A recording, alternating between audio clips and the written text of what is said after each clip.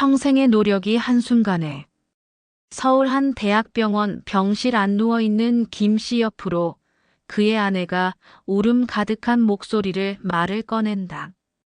40년 넘게 함께 일궈온 삶이 이렇게 허무해질 줄은 몰랐다. 여보, 그때 진작 민수한테 넘겨줬으면 좋았을 걸 그랬어요. 아내의 떨리는 목소리가 정막을 깼다. 김 씨는 고개를 저으며 한숨을 내쉬었다. 5년 전만 해도 김 씨 부부는 희망에 차 있었다. 평생 성실하게 일해 모은 재산 상가. 건물과 예금을 합쳐 15억 원 정도를 아들 민수와 며느리에게 물려주려 계획하고 있었다. 아버지, 굳이 서두르실 필요 없어요. 건강하실 때 충분히 즐기세요. 혹여 나중에 병원비가 필요할 일이 생길지도 모르는데 이렇게 급하게 결정하실 문제가 아닌 것 같아요. 효심 깊은 아들은 항상 이렇게 말했지만 김 씨 부부의 마음은 달랐다. 빨리 넘겨주고 고향으로 내려가 편안한 마음으로 여생을 보내고 싶었던 것이다. 그런데 문제는 김 씨의 지인들이었다. 김형, 미쳤나? 자식한테 재산을 미리 주면 나중에 홀대받아. 내 친구가 그랬다가 요양원 신세 졌다고. 맞아. 그리고 증여세도 엄청나게 나와. 차라리 상속으로 주는 게 나아. 매주 만나는 친구들의 입에서 나오는 이야기는 늘 같았다.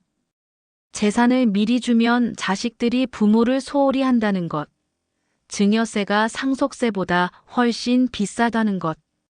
김 씨는 법률이나 세무에 대해 잘 몰랐다. 평생 성실하게 일만 했지. 복잡한 세금 계산 같은 건 해본 적이 없었다. 친구들의 말이 전부 맞는 것처럼 들렸다. 시간은 흘러가고. 그래, 아직 건강하니까 조금 더 지켜봐도 되겠다.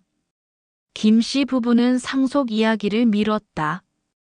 1년이 지나고 2년이 지나고 어느새 5년이 흘렀다. 그 사이 부동산 가격은 계속 올랐고 상가 건물의 가치도 훨씬 높아져 있었다. 민수는 가끔 아버지, 저도 아버지도 이 부분은 잘 모르는 게 많으니 세무사나 변호사를 만나 상담 받아보시는 게 어때요? 라고 조심스럽게 제안했지만 김 씨는 아직 시간이 많이 있다며 번번이 미뤘다. 그러던 어느 날 김 씨는 갑자기 쓰러졌다. 병원에서 내린 진단은 충격적이었다. 의식이 없어 당장 수술이 필요했고 회복 기간은 불투명했다. 이제라도 빨리 정리해야겠어. 그의 아내가 급히 세무사를 찾아갔다. 그런데 세무사의 말은 절망적이었다. 이미 증여 시기를 놓치셨네요. 김어르신 상태로는 증여 의사 능력을 인정받기 어려울 것 같고 현재 재산 가치로는 상속세만 5억 원 정도 나올 것 같습니다. 5억 원이요? 그럼 아들이 상속받으려면 5억 원을 내야 한다는 뜻인가요? 아내의 얼굴이 하얗게 질렸다. 세무사는 고개를 끄덕이며 설명했다. 상속세 일괄 공제가 정해져 있는데 현재 재산이 공제받을 수 있는 금액을 넘었으니까요. 건강이 나빠지기 전에 조금씩 증여하셨다면 증여세는 거의 나오지 않았을 텐데. 그제야 김 씨의 아내는 깨달았다. 지인들의 조언이 얼마나 잘못된 것이었는지, 자신들이 얼마나 큰 실수를 했는지를. 증여세라는 게 10년간 일정 부분 면제되는 금액이 있다는 것도, 배우자 공제까지 합치면 더 유리할 수 있다는 것도 모두 뒤늦게 알게 된 사실들이었다. 여보, 우리가 40년 동안 어찌 모은 돈인데 이걸 아이들한테 제대로 주지도 못하고 세금으로 내야 한다뇨. 김 씨의 아내는 목이 메어 더 이상 말을 잇지 못했다. 수술을 마치고 간신히 눈만 뜬 상태로 의사소통만 가능한 김 씨 역시 눈물만 흘릴 뿐이었다. 매일 새벽 5시에 일어나 상가를 열고 비가 오나 눈이 오나 성실하게 일해서 모은 돈이었다. 한 푼 한 푼이 소중했고 모든 것이 아들에게 온전히 물려주고 싶은 소중한 재산이었다. 그런데 이제 그중 4분의 1이 세금으로 사라져야 한다니. 아버지, 어머니, 괜찮습니다. 세금 낼 돈은 제가 마련할게요.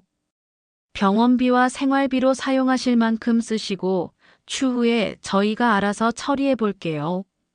민수가 부모님의 손을 잡았다. 하지만 김씨 부부는 더욱 마음이 무거웠다. 아들이 대출을 받아야 할 수도 있고 평생 벌어온 재산이 온전히 전해지지 못한다는 사실이 너무 괴로웠다. 저 집도 결국 세금 폭탄 맞았구나. 동네 사람들의 시선과 수군거림에 김 씨의 아내의 마음은 더욱 아팠다. 평생 모범적으로 살아온 부부였는데 마지막에 이런 일로 화제가 되다니. 같은 상황에 있는 다른 이웃들도 우리도 빨리 정리해야겠다며 부랴부랴 움직이기 시작했지만 김 씨 부부에게는 이미 늦어버린 후회만 남았다.